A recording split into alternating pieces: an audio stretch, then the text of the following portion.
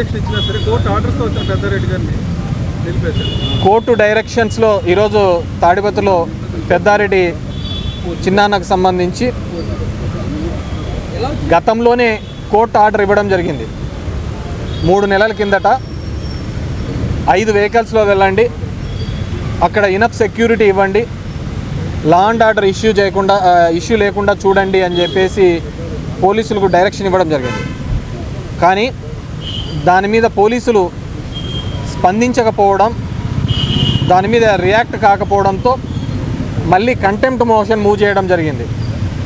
Contempt కూడా గౌరవ high court వాళ్లకు ఇది చాలా తప్పు, డెమోక్రటిక్ నేషన్లో ప్రజాస్వామ్య దేశంలో ఉన్నప్పుడు ప్రతి పౌరుడికి కూడా వాళ్ళ ఊరికి వెళ్ళడానికి, దట్టు ఒక ఎక్స్ఎమ్మెల్యేని ఊరికి వెళ్లకుండా నిర్బంధించడం తప్పు అని చెప్పేసి 3 రోజుల కింద కంటెంప్ట్ మీద మళ్ళీ వాళ్ళను మందలిస్తూ ఆర్డర్ ఫ్రేమ్ చేసి ఈరోజు 10 నుంచి 11 లోపల మామూలుగా పెద్దారెడ్డి గారికి గతంలో ఇచ్చిన ఆర్డర్లో మీరు ఎప్పుడు వెళ్తే అప్పుడు ఎస్పీకి చెప్పమని చెప్పడం జరిగింది. ఎస్పీకి పర్మిషన్ లెటర్ పెట్టినప్పుడు ఎస్పీ గారు ఇచ్చేది ఏంటంటే వైజాగ్లో నరేంద్ర మోడీ వస్తున్నాడు కాబట్టి తాడిపత్రిలో సెక్యూరిటీ ఇవ్వలేమన్నారు, కడపలో మహానాడు జరుగుతోంది కాబట్టి ఇక్కడ సెక్యూరిటీ ఇవ్వలేమన్నారు. సో ఇట్స్ వెరీ షేమ్, ఎక్కడో మోడీది జరుగుతుంటే 1000 కిలోమీటర్ల దూరంలో జరుగుతున్న దానికి తాడిపత్రిలో సెక్యూరిటీ ఇవ్వలేకపోవడం అనేది. సో వీటన్నింటినీ కోర్టు చేసి హైకోర్టుకు తెలియజేస్తే high court with date and time ఇచ్చింది. 18వ తేదీ 10 గంటల నుంచి 11 మధ్యలో మీరు వెళ్ళండి అని చెప్పేసి వెళ్తే దాన్ని కూడా నిర్బంధించి వెళ్ళకుండా చేయడం నిజంగా వీళ్ళు ఎవరికి భయపడతారో నాకు అర్థం కావటం లేదు. వీళ్ళు రేపొద్దున ఎన్ని ఏళ్ళు ఉద్యోగాల్లో ఈ విధంగా ఉంటారో నాకు తెలుసు. All young IPS officers. మీ భవిష్యత్తుతో ఈరోజు చంద్రబాబు నాయుడు గారు వీళ్ళు ఆడుతున్న దాంట్లో మీరు బలైపోతున్నారు. సో కోర్టు డైరెక్షన్ ఇచ్చిన వీళ్ళు స్పందించకపోవడం, కంటెంప్ట్ మీద కూడా స్పందించకపోవడం దురదృష్టకరం. డెఫినెట్గా మా చిన్నాన్న అక్కడే వెయిట్ చేస్తున్నారు, పెద్దారెడ్డి చిన్నాన్న. వాళ్ళు ఏదో మూవ్ చేశాము ఇది అని చెప్పేసి డెఫినెట్గా ఏదేమైనప్పటికీ కానీ లా ప్రకారం చట్ట ప్రకారం ఏం చేయాలో అవన్నీ కూడా మేము చేస్తాం. మళ్ళీ కూడా దీనికి అప్పీల్ చేస్తాం. మెంటల్గా స్ట్రాంగ్గా ఉన్నారు. ఇంతకుముందే పోయినసారి 14 to 19 మధ్య కూడా ఒకసారి ఇలాగే తిరుపతిలో ఎయిర్పోర్ట్లో ఒక తప్పుడు కేసులో కూడా ఆయన ఇదే విధంగా సెంట్రల్ ప్రిజన్కి పంపించినారు.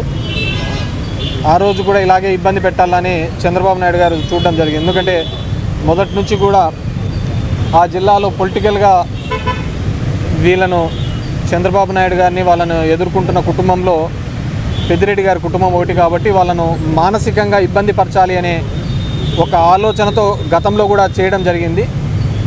ఇప్పుడు కూడా అదే పద్ధతిలో ఆయన ఇబ్బంది పెట్టాలి అని చెప్పేసి ఒక లేని స్కామ్ను తీసుకొని వచ్చి మిథున్ రెడ్డి గారి మీద నిరాధారంగా జైల్లో ఉంచడం జరిగింది.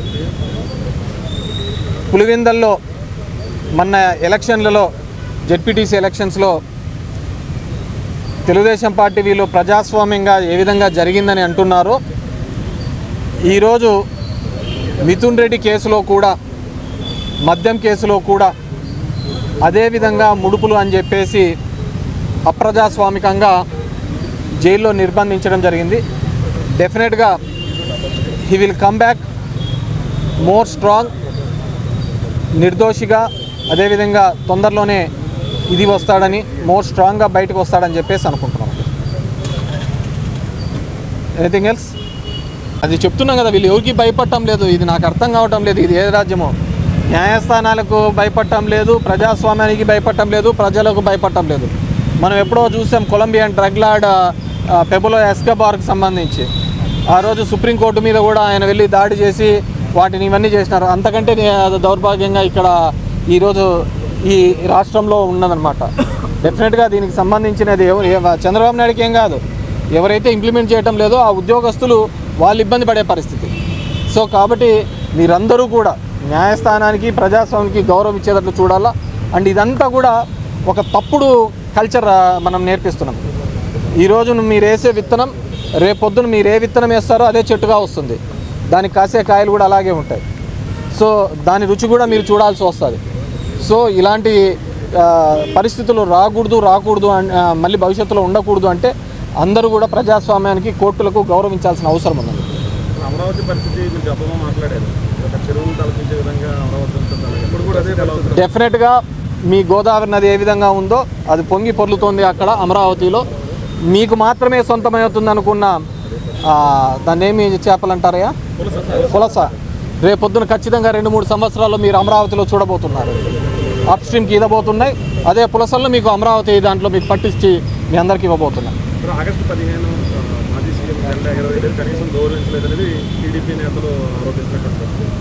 అది ఎట్లా తయారైందంటే జెండా ఎగరేసిన వాళ్ళే దేశభక్తులని ఇప్పుడు ఆ విధంగా ఉన్నారు. ఇప్పుడు ఈ కూటమి దానిలో ఏ విధంగా ఉందంటే కూటమికి జై జై అంటే దేశభక్తులు, కూటమిని కన్నా ప్రశ్నిస్తే దేశద్రోహుల్లాగా నిలబడుతున్నారు.